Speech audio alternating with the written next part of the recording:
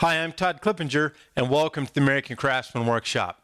I have a project that's in the vacuum press, and I was just getting ready to take it out, and I thought, I'm going to break the camera out, and I'm going to shoot a little video of opening the bag, which is one of my favorite moments in the shop. It's pretty cool popping the seal on the vacuum bag, and I don't really plan on giving a full class on how to do a bent lamination. However, when I take this project out of the bag, we'll be able to kind of go over some things, and you'll be able to glean a lot of information from it. And I just thought you might find it kind of interesting. So with that being said, let's go pop this bag open and take a quick look at what's inside.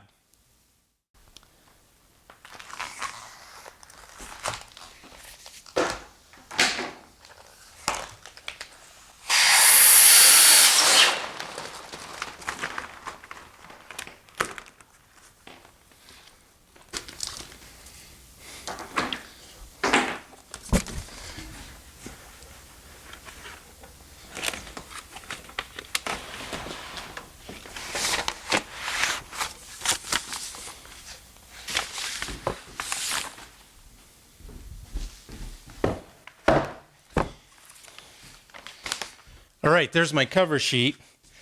As you can see, this is my form, and this is the bent lamination.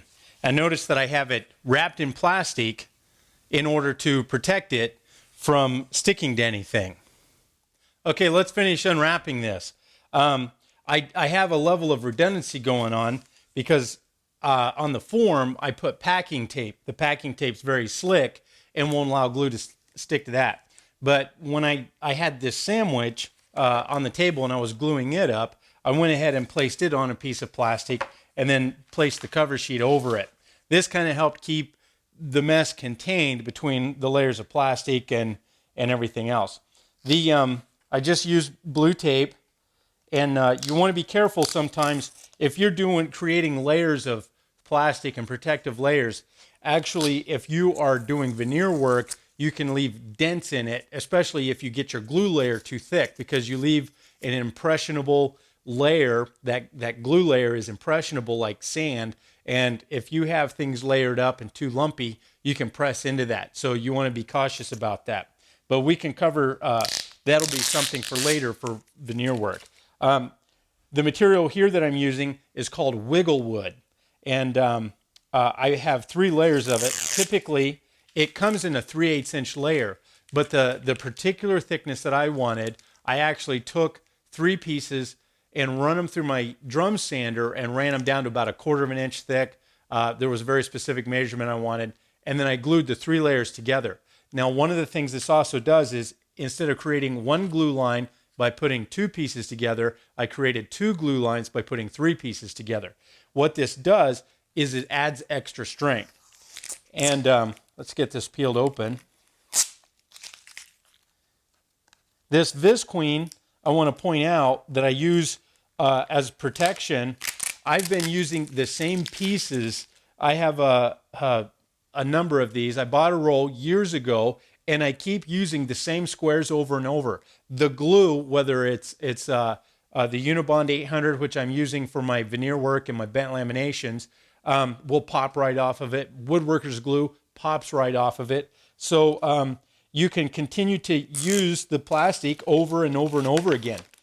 The glue that I did use on this, as I mentioned, is Unibond 800. The reason I like Unibond 800 is that it creates a rigid glue line. It's not flexible. It doesn't creep.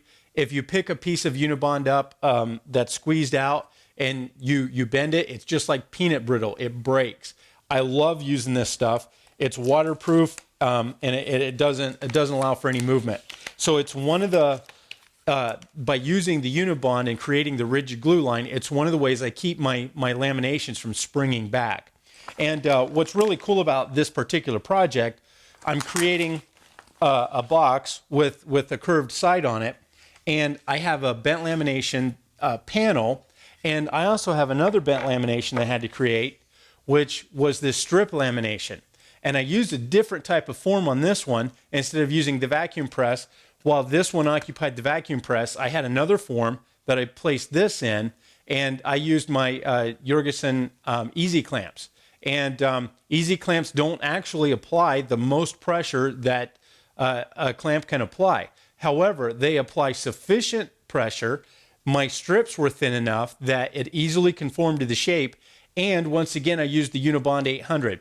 So a common theme between these two are the Unibond 800 creates a rigid glue line, and that helps hold the shape and keep the material from springing back. Now, the wiggle wood won't spring back. It's very flexible panel sheet goods.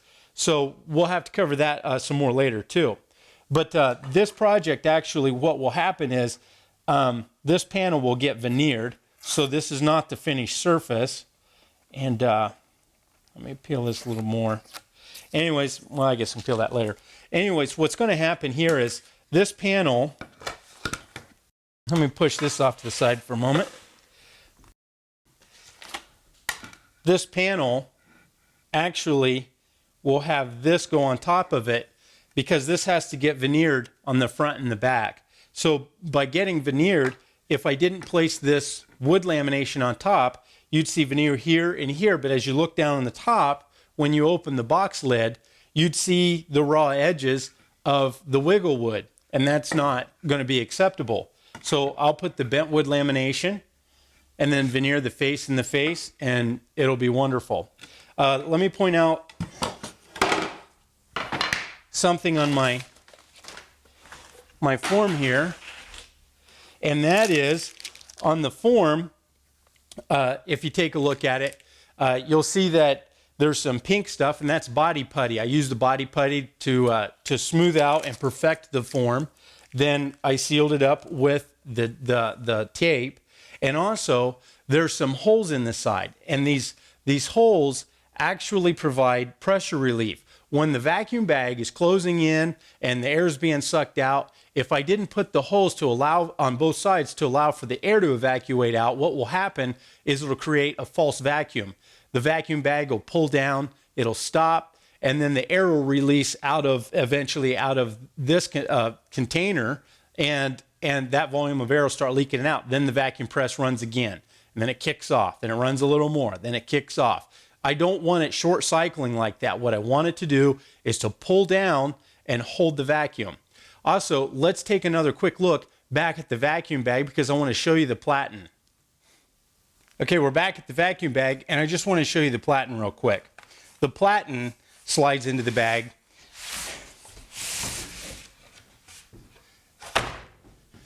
And then the vacuum press form sits on top of this for your project. What this allows, all these grooves allow for the air to be pulled from the back of the bag clear up to the front to where the vacuum hose is attached. You'll notice that there's a hole in the panel, and that allows for the vacuum hose on the bottom to not suck itself to the bottom of the platen board because it'll suck itself to it, and then it won't be able to draw any air from the bag. Also, you'll notice I have the platen is sealed with a lacquer, and that allows the glue to just pop right off very easily. Now, if we take a quick look on the bottom, you can see the hose. It connects to the bottom of the bag, and that's just all there is to that.